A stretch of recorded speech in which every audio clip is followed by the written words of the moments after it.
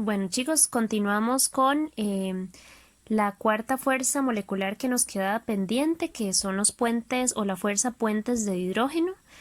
Habíamos quedado en la diapositiva número 21 del tema 8.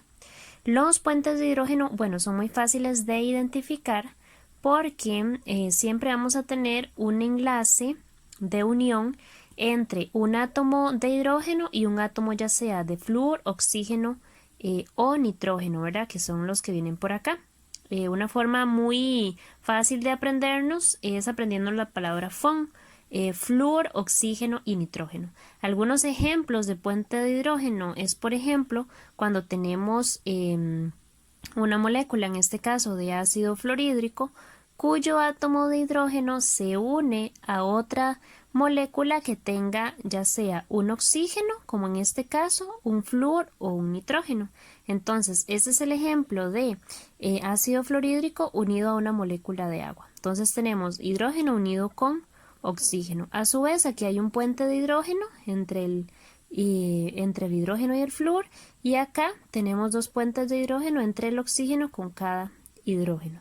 Entonces, por acá determinamos que esta unión entre estas dos moléculas por medio de un hidrógeno y un oxígeno es lo que forman el puente de hidrógeno.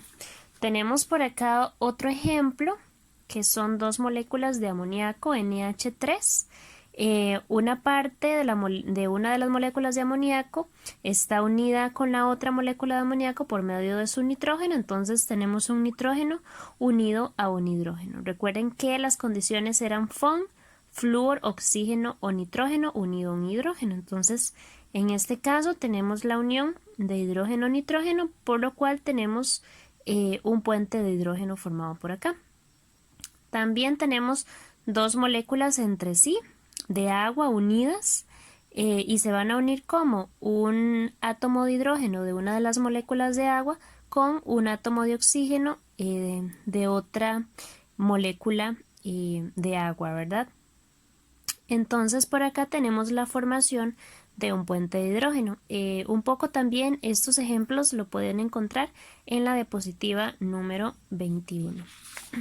Tenemos por acá otro ejemplo, o bueno, más bien otro concepto que nos dice que los puentes de hidrógeno son un tipo de atracciones o fuerzas dipolo-dipolo. Si ustedes observan, la unión de hidrógeno-nitrógeno es la unión de uno metal con uno metal, de igual manera hidrógeno-oxígeno y de igual manera hidrógeno-flúor. Ambas son dipolo-dipolo. Y recuerden que las fuerzas dipolo-dipolo solo se forman entre enlaces polares.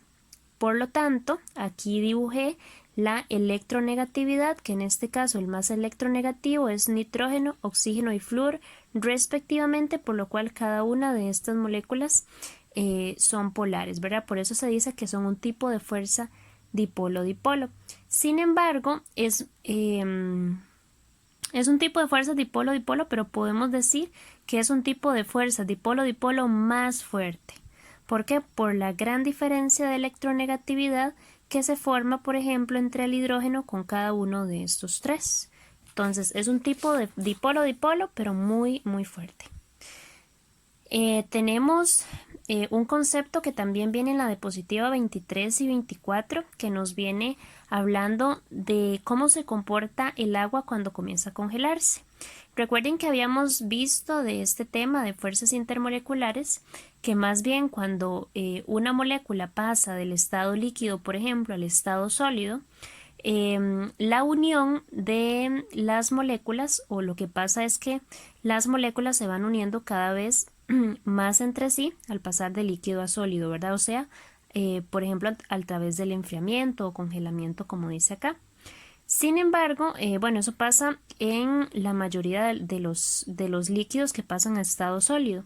Sin embargo, para el caso del agua ocurre algo muy distinto.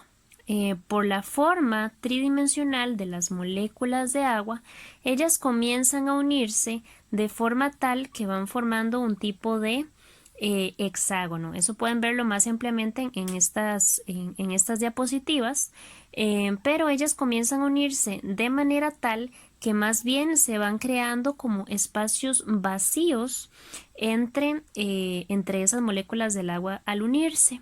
Por eso se dice que las moléculas del agua, al adoptar una forma sólida, ¿verdad? Al congelarse el agua, lo que va a pasar es más bien que la molécula o el agua va perdiendo su densidad, es decir, menor cantidad de peso en un más amplio volumen porque el acomodo de estas moléculas de agua deja espacios vacíos. Por eso es que yo les decía, les mencioné alguna vez en el curso, que cuando nosotros llegamos y calentamos agua, lo que va a ocurrir cuando congelamos agua, lo que va a ocurrir es que el agua comienza a expandirse o el hielo comienza a expandirse y entonces toda esa agua sólida comienza a expandirse, ¿verdad? Por esas posiciones que adoptan las moléculas y por eso, por ejemplo, cuando congelamos el agua en una botella plástica, vemos cómo la botella comienza a deformarse, ¿verdad? Por la misma acción o la disposición de las moléculas de agua al formar esos puentes de hidrógeno en su estado sólido, ¿verdad? Entonces se va expandiendo más y a la vez va perdiendo densidad. Por lo tanto, se dice que el hielo es menos denso que el agua, porque si ustedes colocan hielo sobre agua o dentro del agua, el hielo va a comenzar a flotar, ¿verdad?